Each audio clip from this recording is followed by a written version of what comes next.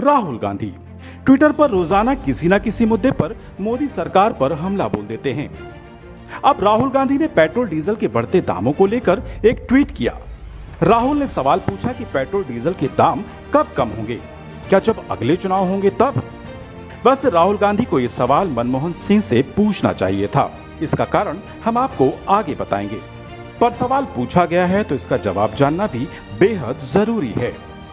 बहरहाल इसमें कोई दो राय नहीं कि पेट्रोल और डीजल के दाम रोजाना बढ़ रहे हैं। देश के कई हिस्सों में पेट्रोल 100 रुपए प्रति लीटर के पार पहुंच गया है। ऐसे में सवाल पूछा जाना तो लाजमी है, पर विडंबना देखिए कि जिसने ये सवाल पूछा है उसका जवाब उन्हीं ने छुपा रखा है। कितने तेजस्वी लोग हैं हमारे पास, कितने शानदार विचार रखते हैं जी। जिस पेट्रोल डीजल के दामों को लेकर कांग्रेस देश भर में प्रदर्शन कर रही है, असल में उस समस्या की सबसे बड़ी वजह कांग्रेस खुद ही है। एक्सपर्ट की राय जानने से पहले हमने गूगल करके जाना चाहा कि पेट्रोल और डीजल के दाम क्यों बढ़ रहे हैं। देखा तो कई तथ्य सामने आए। उनमें से एक सबसे महत्वपूर्ण चीज जिसे कांग्रेस कभी नहीं बताती वो है ऑयल बॉन्ड्स। अब ये ऑयल बॉन्ड्स क्या हैं और कैसे मोदी सरकार के गले की फांस बन गया है, इसे समझ लेते हैं। आपको जानकर हैरानी होगी कि पेट्रोल डीजल की बढ़ती कीमतों की ज्यादा जिम्मेदारी मोदी सरकार की नहीं बल्कि मनमोहन सिंह सरकार की थी। दरअसल पूर्व में कच्चे तेल के महंगा होने पर उसका पूरा बोझ आम जनता पर नहीं डाला जाता था, बल्कि सब्सिडी की व्यवस्था होती थी और इस सब्सिडी की राशि के बदले तेल कंपनियों को ऑयल बॉन्ड्स जारी किए जाते थे।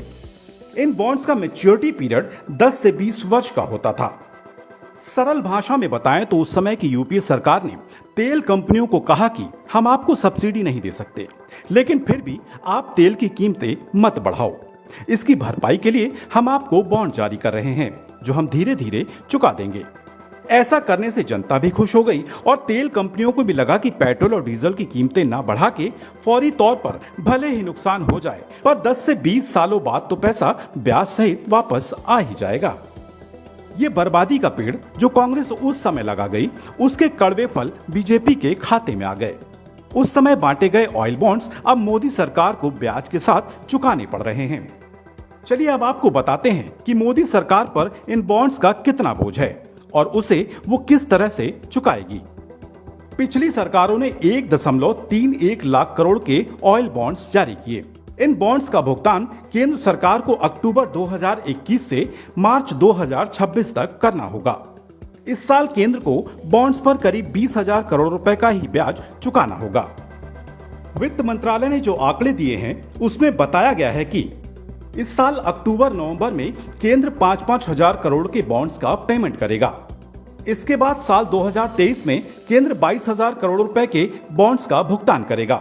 साल 2024 में 40,000 करोड़ के बॉन्ड्स का पेमेंट करेगा और साल 2026 में 37,000 करोड़ के बॉन्ड्स की केंद्र अदायगी करेगा। कुछ सरकारी सूत्रों के अनुसार मोदी सरकार के पिछले 7 सालों में इन बॉन्ड्स पर 70,000 करोड़ का ब्याज दिया गया। अगर हम पीछे थोड़ा सा जाकर के देखते हैं तो जुलाई 2010 में डॉक्टर मनमोहन सिंह सरकार ने पेट्रोल और डीजल दोनों को डीकंट्रोल कर दिया था। हालांकि पेट्रोल उसी समय उसका जो लागू हो गया, पेट्रोल डीकंट्रोल कर दिया गया, लेकिन जो उसका क्रियान्वयन है वो डीजल का वो 2014 में जाके हुआ है, जब एनडीए सरकार सत्ता में आई। लेकिन 2010 से 2014 तक का इतिहास देखें, कीमतें बढ़ी थी, लेकिन उसके बावजूद डीजल के ऊपर सब्सिडी चलती रही। अर्थात उस समय की सरकार ने उसकी कीमत को नियंत्रण में रखा। और कैसे रखा, उसके लिए सरकार जो है वो जो तेल की कंपनियां हैं उनको ऑयल बॉन्ड इशू कर दिया करती थी। अर्थात ये है कि उनको ये कहा जाता था जो भी आपका घाटा हो रहा है वो सरकार पूरा कर रही है। लेकिन कैसे सरकार पूरा करती थी? कोई पेमेंट नहीं करती थी, कोई पैसा नहीं देती थी। ऑयल बॉन्ड दे दिए और कंपनियां जाकर के वो बैंकों में भुनाया करती थी। लेकिन उसका नतीजा ऑयल बॉन्ड का मत ये था, उसका जो भुगतान है वो आने वाली सरकारें करेंगी। अर्थात 5 साल बाद, 6 साल बाद, 8 साल बाद जो भी सरकार सत्ता में आएगी वो करेगी। तो वो सारा 2010 से 2014 तक, उस समय जो कि सब्सिडी दी गई या जो कंट्रोल प्राइस थी डॉक्टर मनमोहन सिंह या कांग्रेस सरकार की, उस तमाम चीजों का जो भुगतान जो अरबों खरबों रुपया है वो आज तक जो है ये अब जो उसके बाद सरकार आई एनडीए की, एनडीए 1, एनडीए 2, वो सरकार आस्था उसका कर रही है। आपको बता दें कि साल 1996-97 के बाद केंद्र सरकारों ने तेल कंपनियों के घाटे की भरपाई के लिए ऑयल बॉन्ड्स जारी करने का फार्मूला निकाला था। ऑयल बॉन्ड्स जारी कर तत्कालीन यूपीए सरकार ने फौरी तौर पर तो ग्राहकों के लिए दाम स्थिर कर रखा था, लेकिन अब उसका भुगतान आम ग्राहकों की जेब से ही होना है।